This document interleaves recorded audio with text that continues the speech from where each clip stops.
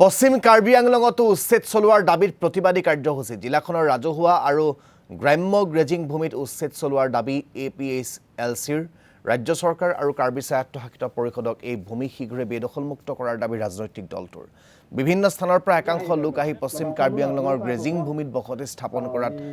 গুৰুতৰ অভিযোগ দলটোৰ নেতা জন ইংটি কাথাৰৰ 10 বছৰমান আগৰ পৰা এই কথাটো আমি উত্থাপন কৰি আছিলোঁ যে PGR, VGR এইবিলাক গৰু ছাগলী পুহিবলৈ কাৰণেহে ইয়াত ৰিজাৰ্ভ কৰা হৈছে 1100 বিঘা এই খেৰণী PGR ইয়াত কিন্তু PGR নকৰি পেলাই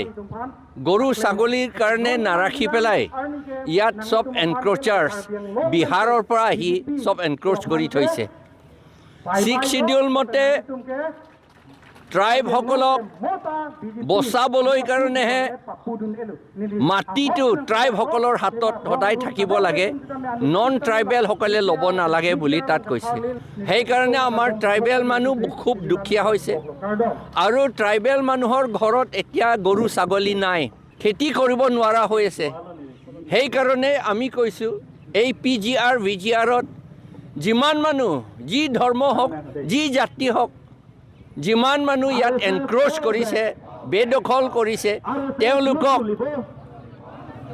উচ্ছেদ কৰিব লাগে